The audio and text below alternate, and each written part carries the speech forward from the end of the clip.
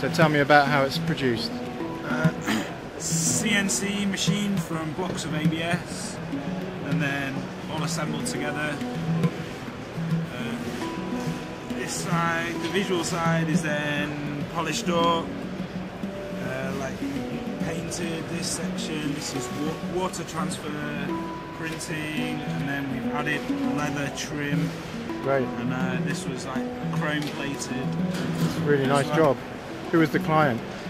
This was for a Chinese car manufacturer. Okay. BYD. Okay. Cool. And tell me a little bit about this manifold here. This was for a Japanese motorcycle company. So it's all CNC machine from a block of aluminium. Single block, yeah. I think it was 6061. Yeah. So what axis machine are you using? This all done on a 3-axis. Yeah. And then obviously this half has been left untreated. Sure. So that's just a machine finish. Is that a bead blast and a paint on there? And then this is polished, sandblasted, and then black anodized. Yeah, that's anodizing, yeah? Yeah. It's a nice effect. Okay. Lampshade, yeah? 3D printed. Do you want to open it up and close it for me again? So that's sort of to do low illumination, and you increase your illumination by opening it up. And that was designed by who? MGX. MGX.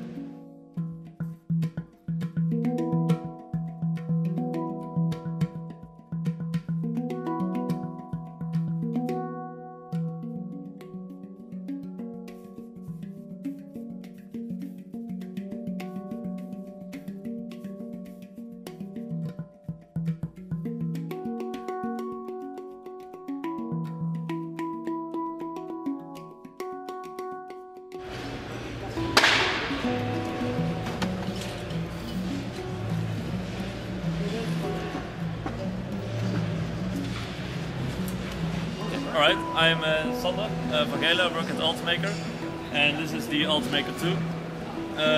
Basically, we took the experience and the knowledge that we have gained from the Ultimaker original, and we implemented in this Ultimaker 2.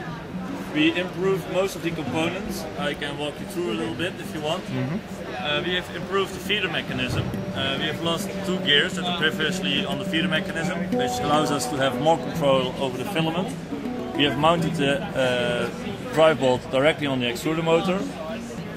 When the hot end enters, or when the filament enters the hot end, it's a full metal hot end, which is improved. There's an additional fan cooling the filament right above the hot zone, so you'll have no more plugs because the heat won't travel up through the filament.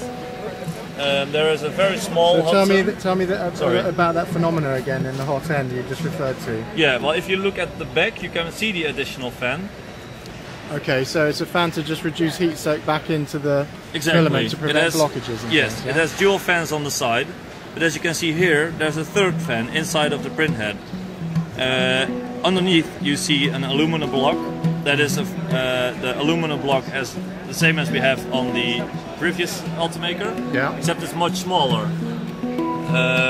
Above it, there's a fan cooling the filament so the heat can travel up. We have improved the slider blocks on the side. There are springs inside, so your belts always are on the right tension. Good idea. On the original Ultimaker, there are several electronic components.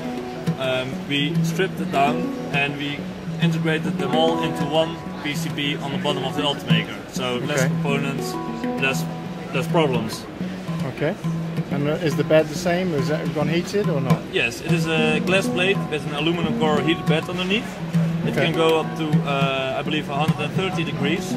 So that is good for all types of materials.